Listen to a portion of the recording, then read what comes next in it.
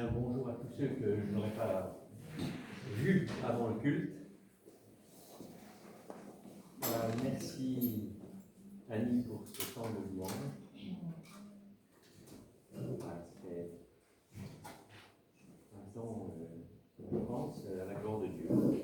Alors merci Annie, mais merci à tous. Parce que merci surtout là-haut qui a conduit nos cœurs.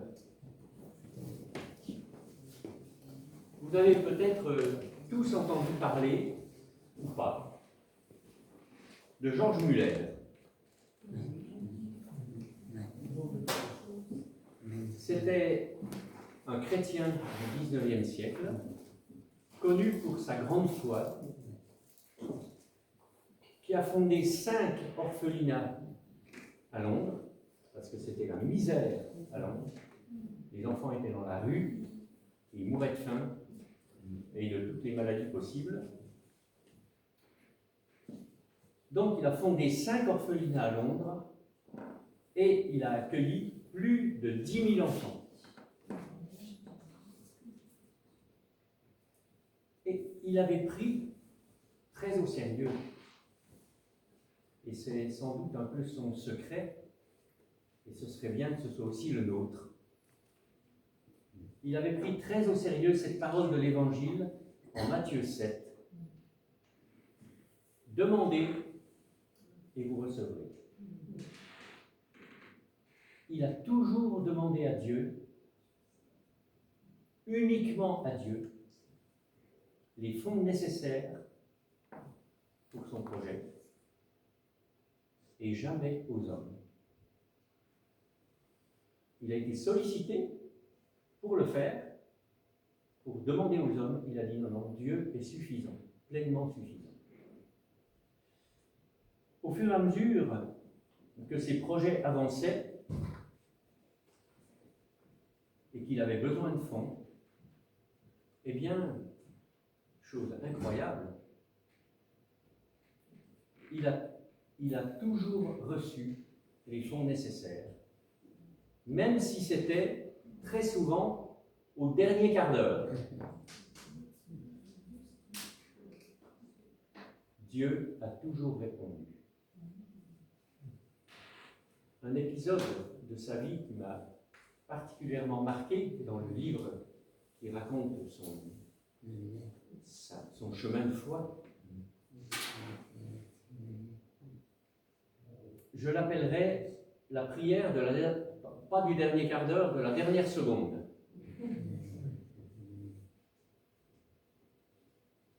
Et en fait, un jour, dans son orphelinat, il n'y avait plus rien à manger. Rien. Et il y avait des enfants. Et comme d'habitude, à l'heure prévue pour le repas, il a fait venir les enfants dans la salle. Il leur a dit de s'asseoir. Les enfants étaient surpris, il n'y avait rien dans leur assiette. Et Georges Muller a prié pour remercier Dieu pour ce repas. La prière venait de s'achever quand il y a eu un grand bruit à côté du bâtiment. Et en fait, c'était un gros chariot, je ne sais pas comment on peut l'appeler, qui s'était versé à côté de la route et juste à côté de l'orphelinat, et il était plein de victuailles. Dieu avait répondu de manière étonnante à la prière.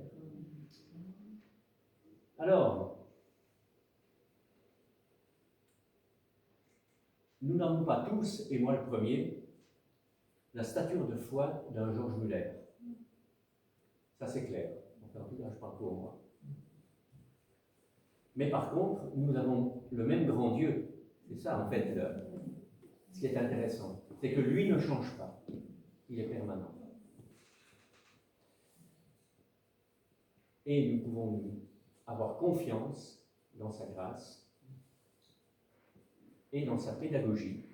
Parce que je pense que même si Georges Muller était un homme de foi, il a vu quand même là la main de Dieu d'une manière extraordinaire.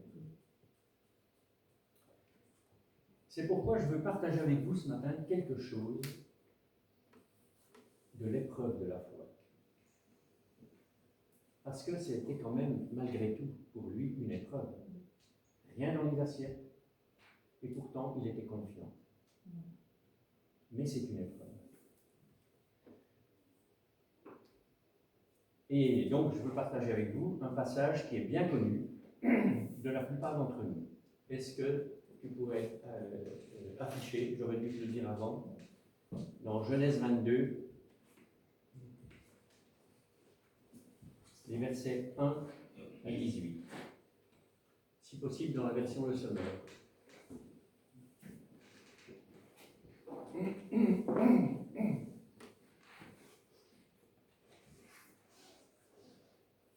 Genèse 22, versets 1 à 18. Après ces événements, Dieu mit Abraham à l'épreuve. Il l'appela. Abraham. Et celui-ci répondit, me voici. Prends Isaac, ton fils, ton unique, que tu aimes, lui dit Dieu, et va au pays de Morija. Là, tu me l'offriras en sacrifice sur l'une des collines, celle que je t'indiquerai. Le lendemain, Abraham se leva de grand matin, il serra son âne et emmena 2 de ses serviteurs, ainsi que son fils Isaac. Il fendit du bois pour l'Holocauste, puis il se mit en route en direction de l'endroit que Dieu lui avait indiqué. Après 3 jours de marche, Abraham, levant les yeux, aperçut le lieu dans le lointain. Alors il dit à ses serviteurs, « Restez ici avec l'âne. Le garçon, c'est-à-dire son fils Isaac, et moi, nous irons jusque là-bas pour adorer Dieu, puis nous reviendrons vers vous. » Abraham chargea le bois de l'Holocauste sur son fils Isaac. Il prit lui-même des braises pour le feu et le couteau, puis tous deux s'en allèrent ensemble. Isaac s'adressa à son père Abraham, et lui dit, « Mon père. » Abraham dit, « Qu'y a-t-il, mon fils ?»« Voici le feu et le bois, dit-il, mais où est l'agneau pour l'Holocauste ?» L'Holocauste, c'est un sacrifice. Et ils poursuivirent leur chemin tous deux ensemble.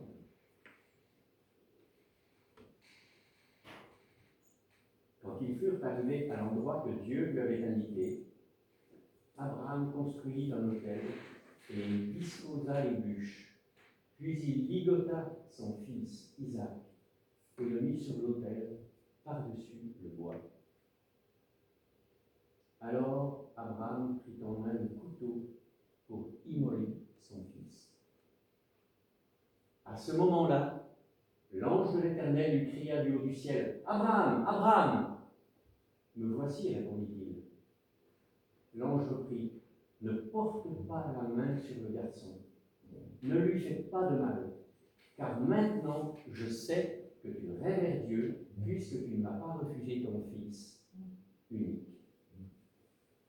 Alors Abraham aperçut un bélier qui s'était pris les cornes dans un buisson. Il s'en saisit et l'offrit en holocauste à la place de son fils. Abraham appela ce lieu-là Adonai Jireh, le Seigneur pourvoira. C'est la signification de ce que veut dire Adonai Jireh. C'est pourquoi on dit aujourd'hui, sur la montagne du Seigneur, il sera pourvu.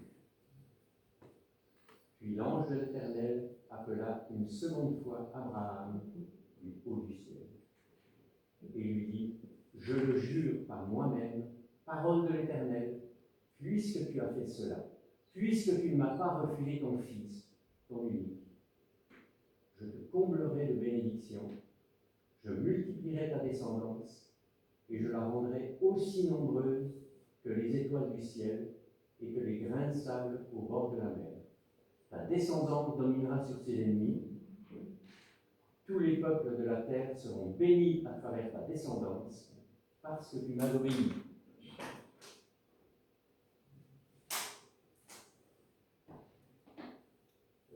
Tac, tac. Alors j'aimerais que tu affiches le 19, s'il te plaît.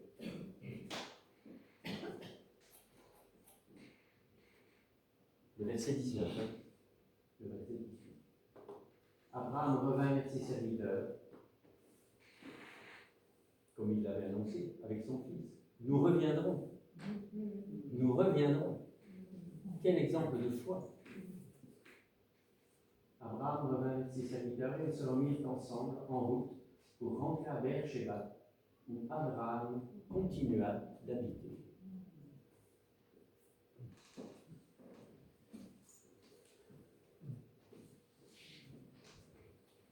Je pense que vous avez écouté avec attention, parce que j'aimerais que vous me disiez, en clair, c'est une question que je vous pose, pouvons-nous citer quelques points, sans les développer, hein, simplement quelques points qui sont abordés dans ce passage. Dieu pourvoira. Pardon? Dieu pourvoira. Dieu pourvoira. L'Éternel Adonai Jireh. Hein. Dieu pourvoit. Comme on l'a dit en introduction, même à la dernière seconde, Dieu pourvoit. Alors il ne pourvoit pas forcément comme on aimerait qu'il pourvoie, mais il pourvoit. Dieu s'adresse directement à Abraham. Oui, alors il y a effectivement une vraie relation entre Abraham et Dieu. L'obéissance. Pardon? L'obéissance. L'obéissance. Oui, alors l'obéissance, c'est une obéissance extraordinaire, celle d'Abraham, quand même. Et je trouve, bon, j'ai parlé de George Muller, mais Abraham, c'est un pilier de la foi. Oui. Dieu nous met à l'épreuve. Alors c'est une mise à l'épreuve. Et c'est pas pour rien que j'ai voulu prendre ce passage. Alors bien sûr, c'est un niveau plus, hein, mais Dieu nous met à l'épreuve. Qu'est-ce qu'on fait? Comment on fait dans cette épreuve? Oui? Il y a la confiance aussi. Il y a la confiance. Alors la foi et la confiance, hein, étymologiquement, c'est la même chose. Hein. Bien. Oui, pardon. Rien n'est au-dessus de Dieu. Rien n'est au-dessus de Dieu. Il peut tout.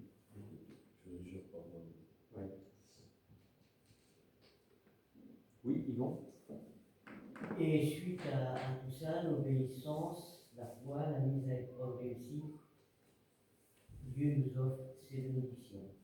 Alors il y a la récompense. Il y a le thème de la récompense, et qui va, c'est très juste, et cette récompense va au-delà, mais largement au-delà de ce qu'on pourrait imaginer. Dieu rémunère, on pourrait dire, alors c'est pas du troc que Dieu fait avec nous, et Dieu reconnaît nos actes de foi, nos postures de foi, nos chemins de foi, et il bénit, au-delà de ce qu'on peut imaginer. Oui, Virginie, vous voulez... Bon, après... Souvent, Dieu nous donne l'explication. Par exemple, dans le cas d'Abraham, on a dans le Nouveau Testament, pourquoi il savait qu'il reviendrait avec son fils. Oui, oui. Des fois, Dieu nous éclaire sur le pourquoi de l'épreuve. Oui, mais ce n'est pas toujours le cas. Dans notre vie personnelle, ce n'est pas toujours le cas. En tout cas, dans la parole, on a Oui. beaucoup de réponses. Oui. Et puis, malgré tout, quand même encore des questions. Enfin, en tout cas, moi. Moi, j'ai encore plein de questions par rapport à la parole de Dieu. Parce qu'il est évident que d'imaginer de pouvoir tuer son fils, je vois à la fois, c'est une question que je ne pourrais pas aborder. Oui, oui. Tuer un fils, même au nom de Dieu, je dis non. Oui, oui. Mais, tu sais, je pense qu'Abraham, il était bâti à peu près comme toi, hein. C'est-à-dire que cette question-là, il ne l'avait jamais abordée, et surtout, il ne voulait pas, tu vois, enfin, il ne savait pas ce qu'il attendait, hein, mais comme ça, de manière très. En imaginant une situation, cette situation, pour lui, c'était une situation impossible. Et après, ben, voilà. Dorothée, puis après on arrête parce que sinon vous sortez à 12h30. Alors il faut savoir ce que vous voulez. Je vois dans le texte la soumission. C'est plus que l'obéissance parce que voit son caractère, il dit rien, et puis il s'en va, il ferme les yeux, il va au but. C'est ce que Dieu attend de nous, la soumission. Oui. Ouais. Totalement. Ouais. Ok. Alors c'est bien, hein, c'est bien de le dire. Hein. Ok, c'est bien de le dire, parce que c'est vrai, mais après il faut le faire. Hein. Voilà, elle me supplie. Régine me supplie, un dernier. Je voulais dire, il y a plusieurs façons d'offrir son enfant pour le retrouver. Oui, alors là, je vais te dire, tu raisonnes un peu en théologienne. Hein. Parce que tu sais. C'est une question de confiance. Ah oui, oui, oui. Non, mais tu as raison, hein. Tu parles comme un livre. Hein. Mais tu as raison. Mais quand tu es dans la situation, c'est ça le. Je pensais à aujourd'hui, de nos jours, Ah oui. les tribus du temps ancien offraient leurs enfants en sacrifice au faux Dieu. Oui. De nos jours, surtout pour les chrétiens, on ne le fait pas. Oui, je n'avais pas pensé à ça, mais On peut effectivement. offrir son enfant à Dieu d'autres façons. On peut transposer. Cette On peut pas situation, on On peut peut pas transposer. Mais on peut l'offrir. Et la fidélité aussi, là-dedans, il est ça pour nous. Oui, oui. La fidélité et foi, c'est un peu c'est le même combat. Hein. Mais tu as raison. Hein. Oui, Hervé. Ça En vrai, devait, on peut faire un message partage. Hein. Moi, ça me.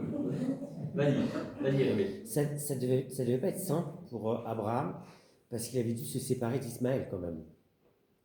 Alors, je n'avais pas pensé à ça, mais effectivement. Ça devait pas être simple du tout parce que et suite à ça, parce que quand on reprend le texte, après ça, Dieu lui demande prends ton fils et sacrifie-le. C'est pas bien simple et je trouve que c'est extraordinaire. Oui. Oui. Et puis, alors cela dit, Dieu avait dit à Abraham, c'est pas Ismaël, hein, tu auras un fils avec ton épouse, avec Sarah.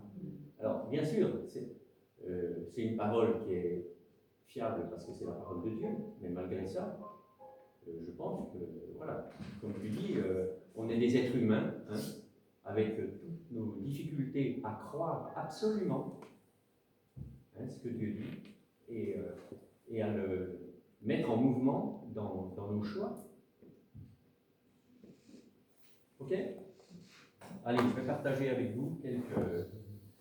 Moi, j'avais retenu 5 points, hein, parce que je ne peux pas traiter tout ce que vous avez.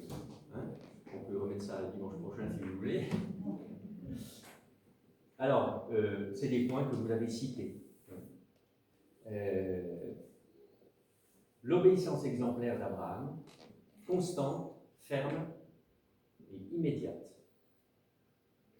J'ai trouvé ça fabuleux. La réponse juste à temps de Dieu. La bénédiction de Dieu pour Abraham, mais pas seulement pour Abraham. Ça va bien plus large. Et puis, en finale, c'est pour ça que j'avais demandé qu'on affiche le verset 19, parce que pour moi, l'attitude d'Abraham après cet événement extraordinaire, c'est son humilité. Et puis, alors c'est pas un thème, mais en plus, quelques mots à propos de l'unicité de la Bible, c'est-à-dire la Bible est unique. Pourquoi elle est unique? Parce qu'il y a des parallèles entre cet épisode-là et ce qui se passe dans le Nouveau Testament avec Jésus. Et on y reviendra. Alors, pour resituer un peu le contexte, en Genèse 12, Abraham a reçu un appel de Dieu à quitter. Il quitte 3 cercles. Son pays, sa tribu, je crois, et la maison de son père. Donc, 3 cercles qui sont des cercles de plus en plus proches, relationnellement parlant. Eh bien, Dieu lui demande de quitter ça. Mais c'est assorti de promesses, de bénédictions pour le peuple de Dieu, préfiguration aussi du peuple universel, c'est-à-dire de l'ensemble des croyants. Parce qu'il dit, je te bénirai, tu seras l'ancêtre d'une grande nation, et en toi, toutes les familles de la terre seront bénies. Genèse 12, verset 1. Abraham, là, il a obéi. Ça veut dire qu'il a quitté. Première étape dans la vie d'Abraham, où il quitte pour obéir à Dieu. Et puis, Abraham a attendu longtemps, très longtemps, la réalisation de la promesse de Dieu à propos de son fils Isaac. Enfin, Isaac naît. Quelques années plus tard, Dieu demanda à Abraham de quitter aussi. Mais cette fois-ci, c'est son fils. Il lui demande de quitter son fils Isaac. On imagine ce que cette demande a dû produire comme question dans le cœur d'Abraham. Pourtant, Dieu a son plan. Et Dieu va le dérouler à travers un Abraham qui obéit sans savoir à ce moment-là la portée présente, la portée pédagogique, prophétique et universelle de cette situation. Parce que bien sûr, le sacrifice d'Isaac nous parle du sacrifice de Jésus-Christ. Isaac, le fils du père d'une nouvelle nation, on nous parle du fils de Dieu, Jésus-Christ, et du Père, avec cette nation spirituelle composée de tous les croyants. C'est un passage extrêmement riche de détails et d'enseignements, notamment sous 2 angles. On vient de le dire, Abraham est un modèle de foi. Ce sera dit plusieurs fois dans le Nouveau Testament et notamment dans la lettre aux Romains. C'est un modèle de foi pour nous au présent. Ce n'est pas parce qu'il a vécu il y a 6000 ans que cet exemple ne peut pas nous parler. On peut tout à fait le contextualiser dans nos propres vies.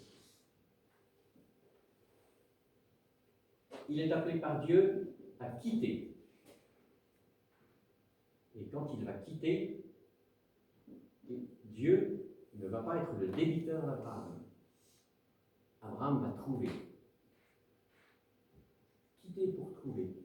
Perdre pour gagner. Dieu lui demande de perdre son fils, de perdre sa famille, de perdre sa tribu, de perdre son pays. Mais il va gagner. Et il va lui demander de mourir à travers son fils pour vivre. C'est ce que Dieu nous demande en tant que chrétiens. Alors la marche est très très haute, et n'imaginez pas que je réalise tout ça, moi qui vous parle là derrière la chair, d'ailleurs exceptionnellement derrière la chair, mais c'est quand même le chemin, c'est la direction dans laquelle Dieu me demande de marcher. Marcher avec lui, marcher en l'écoutant. Marcher en quittant ce qui est un obstacle aussi dans la relation que j'ai avec lui. Et on pourrait citer tout ce qui est un empêchement de marcher. Des bagages dont il faut se débarrasser des fois. Des péchés aussi.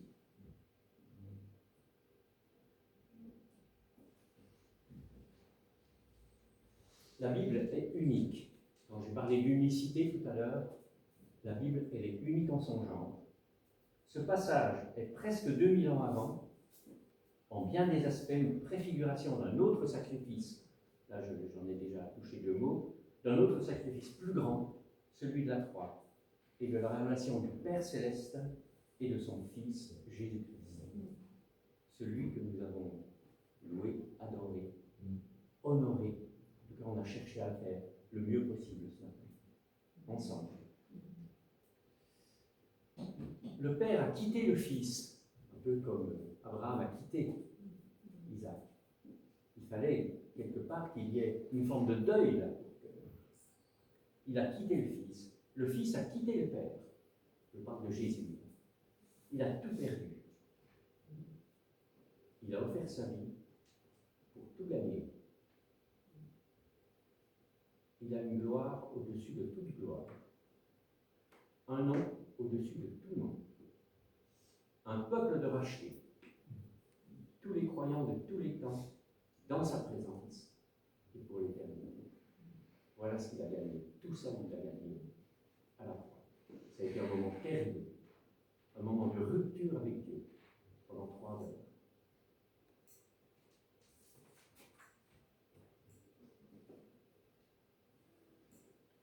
Je vais vous relire les 5 premiers versets et je vais vous faire un petit commentaire un peu sur 3-4 paragraphes. Après ces événements, Dieu mit Abraham à l'épreuve. Il l'appela « Abraham !» et celui-ci répondit « Me voici !»« Prends Isaac ton fils, unique, que tu aimes, lui dit Dieu, et va au pays de Morija. Là tu me l'offriras en sacrifice sur l'une des collines, celle que je t'indiquerai. » Le lendemain, Abraham se leva de grand matin, sella son âne, et emmena 2 de ses serviteurs ainsi que son fils Isaac. Il fendit du bois pour l'Holocauste, puis il se mit en route en direction de l'endroit que Dieu lui avait indiqué. Après 3 jours de marche, Abraham, levant les yeux, aperçut le lieu dans le lointain. Alors il dit à ses serviteurs, « Restez ici avec l'âne. Le garçon et moi, nous irons jusque là-bas pour adorer Dieu, puis nous reviendrons vers vous. »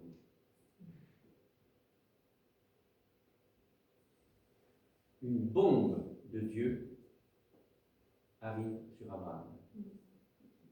C'est une bombe. Sans prévenir Abraham.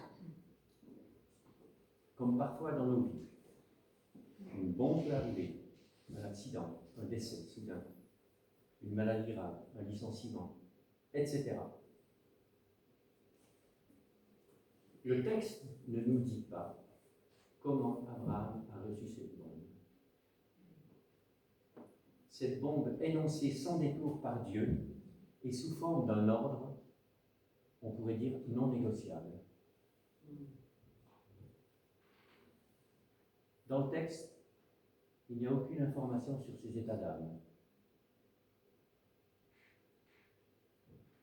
Alors après, comment on peut apprécier?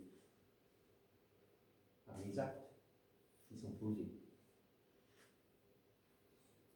Premièrement, il a reçu une bombe. Il s'accordera seulement un jour pour digérer l'annonce et se mettre en chemin dès le lendemain. Et non seulement le lendemain, à n'importe quelle heure, tôt le matin.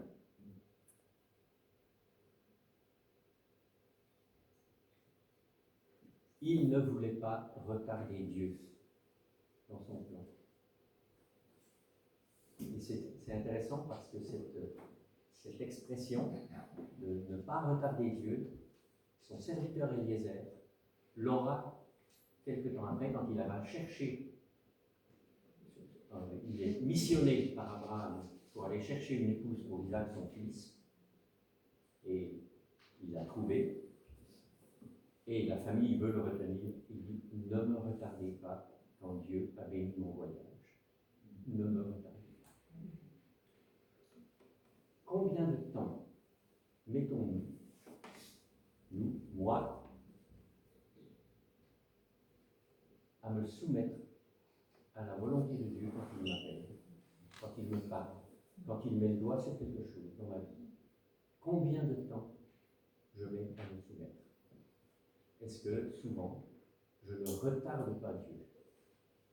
Il ne s'agit pas de culpabiliser, il s'agit simplement d'être objectif et de se dire, là peut-être, il y a moyen, je manque d'obéissance, eh bien je veux régler ça avec Dieu. De toute façon, si vous voulez obéir, enfin si nous voulons obéir, je me mets avec vous, si nous voulons vraiment obéir, nous avons besoin de Dieu, nous avons besoin de lui. Jésus dit dans Jean 15, séparés de moi, vous ne pouvez rien faire. Je ne peux pas avancer d'un millimètre dans l'obéissance sans l'aide de Dieu.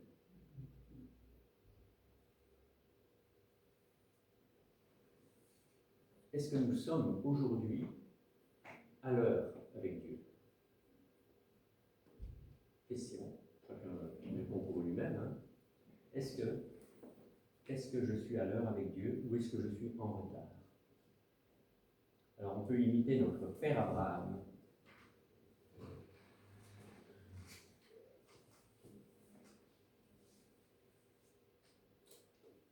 Dès le lendemain matin, le texte nous dit de grand matin, c'est le déroulé de cette épreuve qui commence pour Abraham. Et Abraham, sans traîner les pieds, sans différer, sans retarder Dieu, il se lève tôt, et la parole de Dieu nous dit qu'il réunit avec soin pour ne rien oublier, pour accomplir cette épreuve terrible que Dieu lui demande. Est-ce qu'on est capable? Moi, je pense que j'aurais cherché à oublier quelque chose, à partir en disant, Seigneur, j'ai oublié, je fais demi-tour. Non. Abraham réunit avec soin. Il prend le bois, il prend le feu, il prend le couteau. Puis il commence le chemin de 3 jours. C'est long 3 jours. Dans cette perspective-là, c'est vraiment long 3 jours. Sans parler des 3 nuits. Hein?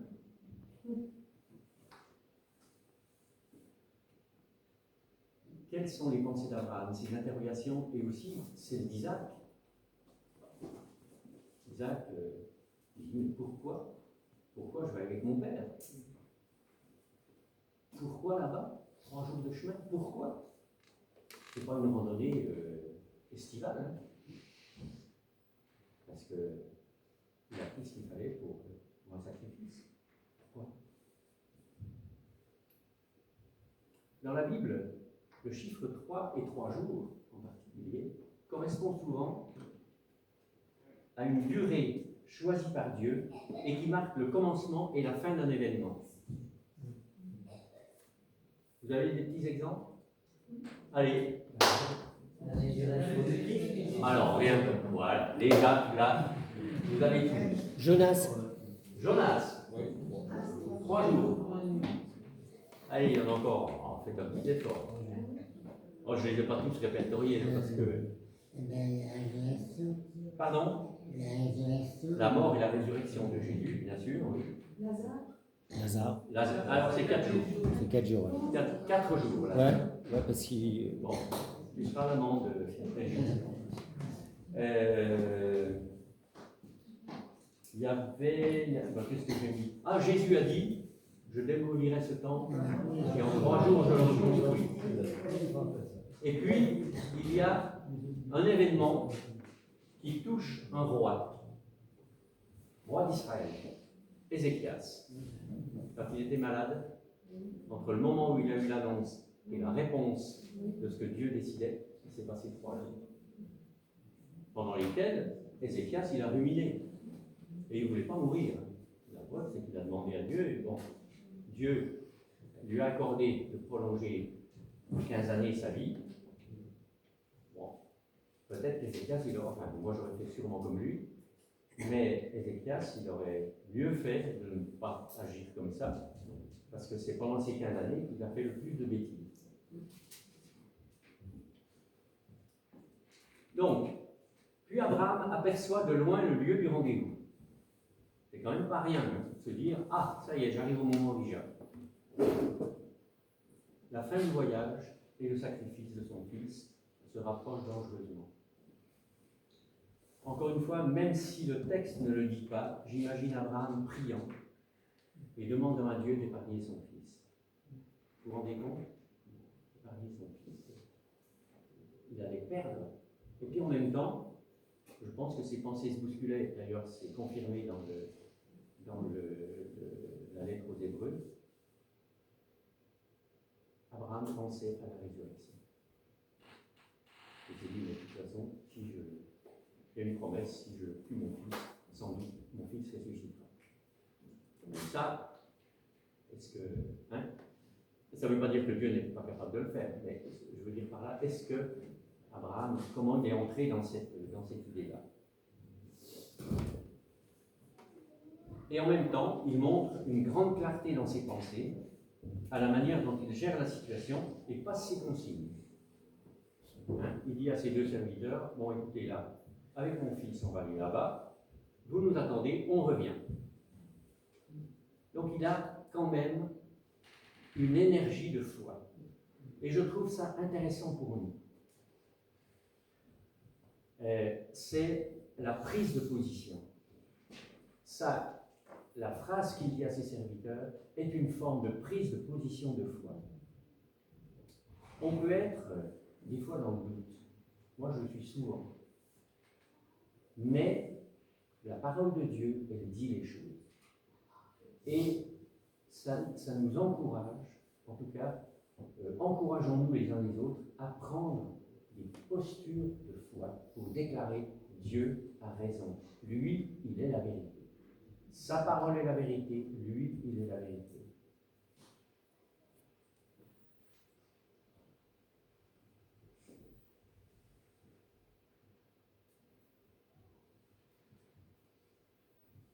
Peu avant la croix, puisque là il y avait une notion de préfiguration, hein, un peu comme alors, Abraham dans une moindre mesure, mais on va voir au niveau de Jésus-Christ, peu avant la croix, Jésus va, alors je vais dire, c'est presque, c'est pas loin d'un blasphème ce que je vais dire, mais va très bien faire les choses, mais comme d'habitude.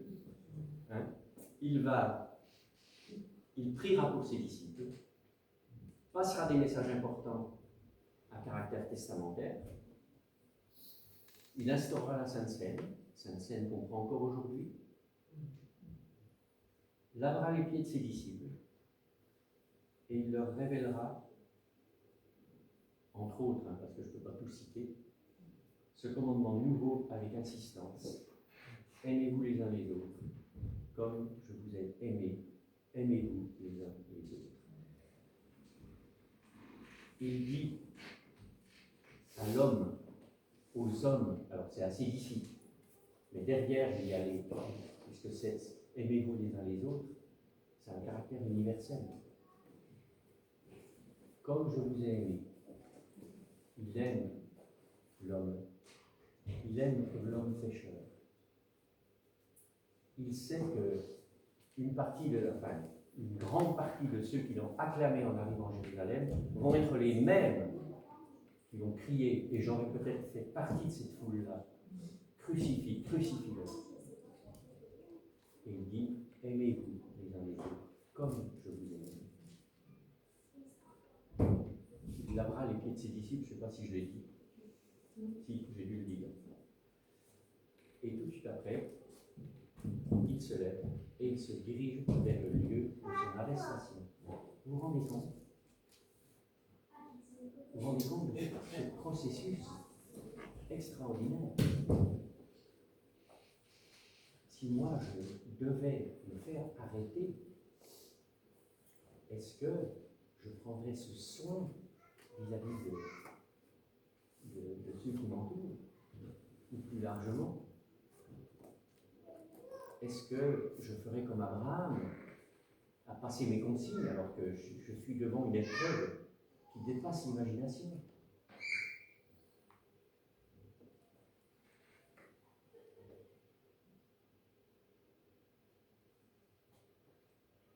Et même Jésus, il a quand même, dans le jardin de Gethsémani,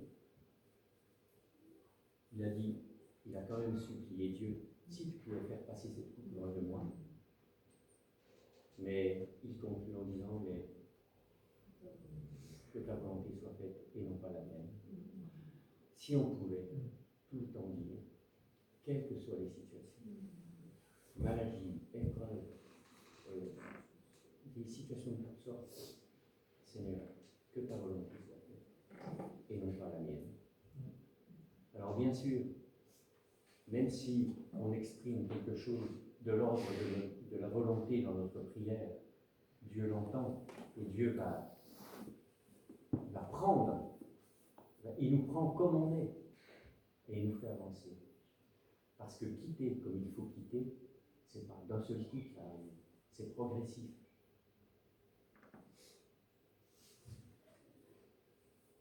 Dernier préparatif avant le passage à l'acte. Abraham chargea le bois de l'Holocauste sur son fils Isaac. Il prit lui-même des braises pour le feu et le couteau, puis tous deux s'en allèrent ensemble. Isaac s'adressa à son père Abraham et lui dit, « Mon père !» Abraham dit, « Qu'y a-t-il, mon fils ? Voici le feu et le bois. » Il n'a pas mentionné le couteau, hein, mais bon, voici le feu et le bois. Mais où est l'agneau pour l'Holocauste ? Abraham répondit, « Mon fils, Dieu pourvoira. » C'est ce qu'a dit Hervé au tout début. Hein, Jéhovah Jireh, Dieu pourvoira. Je ne sais pas quelle bousculade il y avait, ou s'il y avait une paix complète dans le cœur d'Abraham, je n'en sais rien.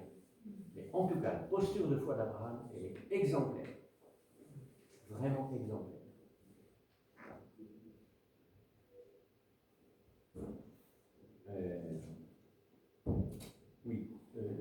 Dieu pourvoira lui-même à l'agneau pour l'Holocauste et ils poursuivirent leur chemin tous deux ensemble. C'est intéressant, tous deux ensemble. Quand ils furent arrivés à l'endroit que Dieu lui avait indiqué, Abraham construisit un autel, il disposa les bûches, puis il ligota son fils Isaac et le mit sur l'autel par-dessus le bois.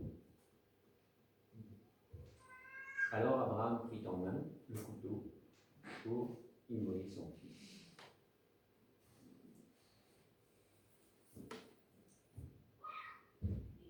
Préfiguration encore dans cette scène, Isaac va porter le bois. Jésus a porté sa croix. Il y a aussi cette question, où est l'agneau ? Et le père et le fils marchent ensemble, jusqu'au bout. Et vient le moment incroyable où Abraham ligote son fils. Vous vous rendez compte ? Pour le fils aussi. Il est en train de se dire, mais qu'est-ce que c'est ? C'est une mascarade ? C'est du vrai ou c'est du... Mais quand il voit son père qui prend le couteau et le lève, il dit, ah, ça commence à devenir sérieux. Moi, personnellement, ça me laisse sans voix, cette situation. Comment Abraham a-t-il pu aller jusque-là ? Comment Isaac a pu aller jusque-là aussi ? Parce que quand on réfléchit, Isaac, il aurait pu se sauver. Hein. Son père, plus que centenaire, il n'allait pas le rattraper. Non. Le fils obéit au père. C'est comme Jésus-Christ qui a obéi à son père en tout point quand il était sur la terre. Nous, est-ce que nous obéissons en tout point à notre Père céleste ?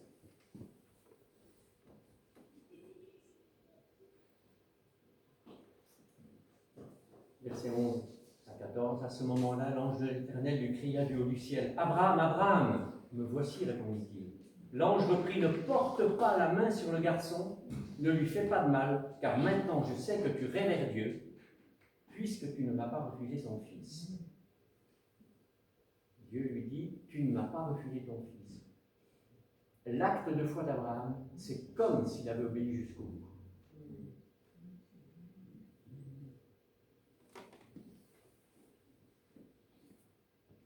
Tu ne m'as pas refusé ton fils unique. Oui, c'est le fils unique. Hein. Il y a Ismaël, mais c'est le fils unique. Dieu remet, voilà, au cas où, hein, Dieu remet des formules à l'heure par rapport à ta réflexion. Je n'avais pas pensé tout à l'heure. Alors, Abraham aperçut un bélier qui s'était pris les cornes dans un buisson. Il s'en saisit et l'offrit en holocauste à la place de son fils. Abraham appela ce lieu-là Adonai Jireh, le Seigneur pourvoira. C'est pourquoi on dit aujourd'hui, sur la montagne du Seigneur, il y sera pourvu. Il sera pourvu. Je nous invite tous à une petite randonnée pour rester sur la montagne de Dieu et ne pas en descendre. Abraham prend le couteau dans sa main. Dieu dit stop. Il arrête immédiatement le bras d'Abraham. L'épreuve est finie. Je sais, Abraham, jusqu'où va ton obéissance. Si seulement Dieu pouvait me dire ça, nous dire ça. Il y a ce test de foi remporté par Abraham et permis par Dieu. L'épreuve de foi est remportée. Sommes-nous prêts à aller jusqu'au bout avec Dieu? Comme Abraham, nous pouvons vivre une épreuve longue, parfois terrible. Ne doutons pas, ayons confiance. Au bon moment, Dieu pourvoira. Je dis ça facilement, je l'ai écrit, mais dans le rêve, dans le quotidien, je ne vis pas toujours ce que je suis en train de vous dire.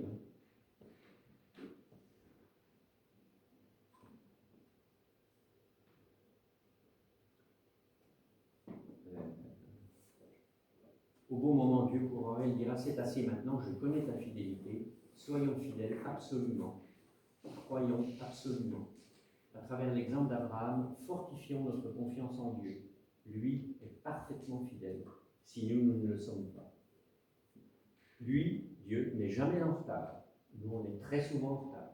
Je ne parle pas du retard au culte. C'est dans notre vie. Il mesure les épreuves pour nous, et comme dit la Bible en 1 Corinthiens 10, verset 13, Dieu est fidèle. Et il ne permettra pas que vous soyez tentés au-delà de vos forces. Au moment de la tentation, il préparera le moyen d'en sortir pour que vous puissiez y résister. Abraham scelle cet événement en donnant un nom. Adonai Jireh, le Seigneur pourvoira. Au lieu de cette épreuve, pour marquer dans sa vie le temps et le lieu, et c'est intéressant ça. Jean-Louis nous en a parlé il y a quelques mois. Notons les bénédictions, les délivrances de Dieu dans nos vies. Ça encourage notre foi pour la suite. Jean-Louis nous a parlé de ça il y a quelques mois, et je ne sais pas si tu te rappelles, je ne dirais pas l'anglais, mais l'intitulé de notre dimanche des églises persécutées de 2025, c'était ce fameux psaume, l'Éternel pourvoira. Merci, j'avais oublié. Donc, il a marqué, pour lui, il a marqué le temps et le lieu de la fidélité de Dieu. Pas de la sienne, de la fidélité de Dieu. Il n'a pas dit, on va appeler ce lieu la victoire d'Abraham. Ah ben non. Non. C'est la victoire de Dieu. Dieu pourvoit. Très souvent, on s'approprie les victoires de Dieu dans notre propre vie. Alors, quelles sont les marques que nous avons laissées dans notre chemin et sur nos lieux de vie? C'est là que s'arrête la préfiguration de cet épisode. Pour Isaac, le bras d'Abraham muni d'un couteau pour le sacrifier s'est arrêté. Pour Jésus-Christ, le bras de Dieu ne s'est pas arrêté. Et il n'y a pas eu non plus de buisson pour cacher un bélier. J'aimerais lire quelques versets. D'ailleurs, il y a un verset qu'on a lu. Non, on ne l'a pas lu ce matin, mais c'est dans le même chapitre 24 de Luc. Et Jésus leur dit, il est ainsi écrit, et ainsi il fallait que le Christ souffre et qu'il ressuscite d'entre les morts le troisième jour. Isaac n'a pas souffert. Enfin, peut-être dans la partie avant d'arriver sur mais sur l'autel, il n'a pas souffert. Dieu a arrêté le temps. Pour Jésus-Christ à la croix, ça a duré 3 heures. Son côté a été percé. Il est sorti du sang et de l'eau pour que nous péché soit pardonné. Alors, je voudrais vous lire. Oh, oui, quand même, je vous le dis.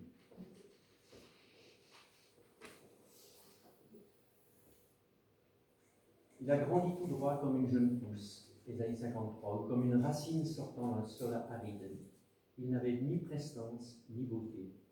On parle de Jésus ici. Il n'avait ni prestance, ni beauté pour retenir notre attention, ni rien dans son aspect qui pût nous attirer. Il était méprisé, abandonné des hommes, un homme de douleur, habitué à la souffrance. Oui, il était semblable à ceux devant lesquels on détourne les yeux. Il était méprisé, nous n'avons fait de lui aucun cas. Pourtant, en vérité, c'est de nos maladies qu'il s'est chargé, et ce sont nos souffrances qu'il a prises sur lui, alors que nous pensions que Dieu l'avait puni, frappé et humilié. Mais c'est pour nos péchés qu'il a été percé, c'est pour nos fautes qu'il a été brisé. Le châtiment qui nous donne la paix est tombé sur lui. Et c'est par ses blessures que nous sommes guéris. Nous étions tous errants, pareils à des brebis, chacun de nous allait par son propre chemin. L'Éternel a fait retomber sur lui les fautes de nous tous. Jésus a été lui-même l'agneau. Il a été l'agneau qui ôte le péché du monde. Le sacrifice parfait de Jésus-Christ, l'expiation de la croix, c'est la prérogative et l'œuvre exclusive de Jésus-Christ. Et l'homme n'a rien à ajouter ou rien à enlever à cette œuvre. L'homme est seulement associé à cette œuvre par le pardon que Dieu lui accorde. Les 4 derniers versets, et je vais conclure. Puis l'ange de l'Éternel appela une seconde fois Abraham du haut du ciel et lui dit: je le jure par moi-même, parole de l'Éternel, puisque tu as fait cela, puisque tu ne m'as pas refusé ton fils, ton unique, je te comblerai de bénédictions, je multiplierai ta descendance, et je la rendrai aussi nombreuse que les étoiles du ciel et que les grains de sable au bord de la mer. Ta descendance dominera sur ses ennemis. Tous les peuples de la terre seront bénis à travers ta descendance, parce que tu m'as obéi. Dernière parole de Dieu, celle de la récompense, en face du sacrifice. Sacrifice que, dans l'intention, on pourrait dire, par obéissance, Abraham avait accompli. Il y aura pour Abraham une descendance terrestre nombreuse et une descendance spirituelle innombrable. Je te bénis, toi, ta famille, tes descendants et toutes les familles de la terre. Abraham aurait-il imaginé un seul instant la portée de cette bénédiction présente et intemporelle, familiale, locale, mais aussi universelle? Nous n'imaginerons pas, nous n'imaginerons jamais la portée de nos actes de foi. Soyons comme Abraham, tenons-nous jusqu'au bout par la foi. La bénédiction sera grande, très grande pour nous. Et les fruits grands, très grands aussi pour nos descendants, notre entourage, etc. On ne sait pas jusqu'où va la bénédiction de Dieu quand nous lui obéissons.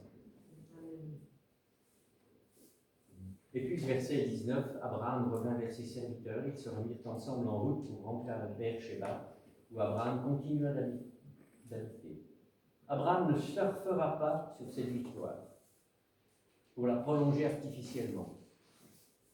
Il est un grand homme, promis à une destinée extraordinaire. Et qu'est-ce qu'il va faire? Il retourne là où il habitait, tranquillement.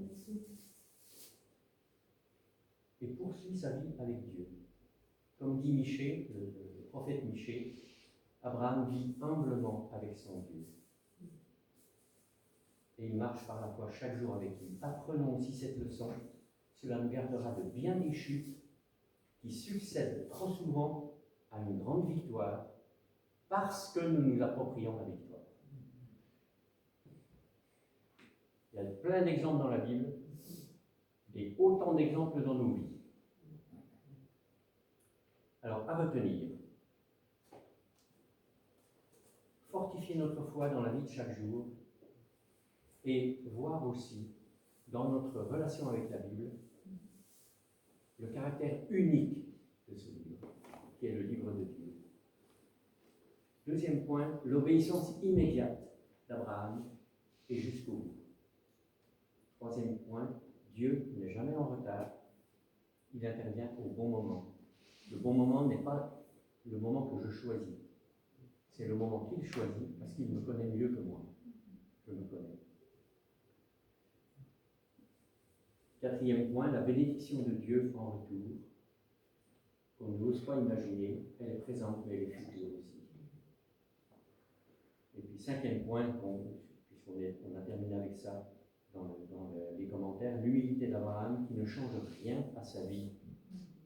Il est un homme de foi, il ne se considère pas comme un grand homme, il connaît seulement un grand Dieu. Nous ne sommes pas des grands hommes. Nous n'avons qu'un grand Dieu. Ça devrait nous habiter tout le temps. Mais on est tellement orgueilleux, je suis tellement orgueilleux. Deux passages bibliques pour terminer. Ça va être un petit peu dépassé là. On va me pardonner. Enfin, j'espère que vous allez me pardonner. Jusqu'au bout. 1 Pierre, chapitre 1, versets 6 et 7. Même si actuellement, il faut que nous soyons attristés pour un peu de temps par diverses épreuves, celles-ci servent à éprouver la valeur de notre foi. Le feu du creuset n'éprouve-t-il pas l'or, qui pourtant disparaîtra un jour?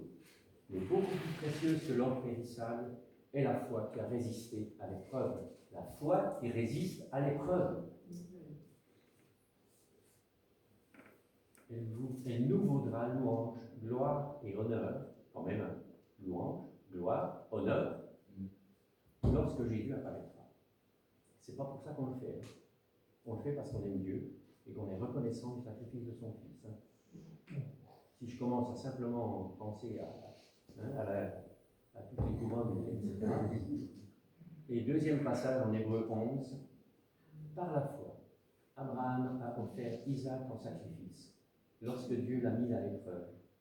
Oui, il était en train d'offrir son fils unique, lui qui avait eu la promesse, et à qui Dieu avait dit, c'est par Isaac que tu auras une descendance. Dieu, estimait-il, est assez puissant pour ressusciter un mort, et son fils lui a été rendu. Ça aussi, c'est une préfiguration. Voilà, que Dieu nous bénisse tous dans notre vie de foi, dans nos épreuves de foi, qu'il nous encourage et qu'on tienne bon. Dieu est avec nous, il pourvoit.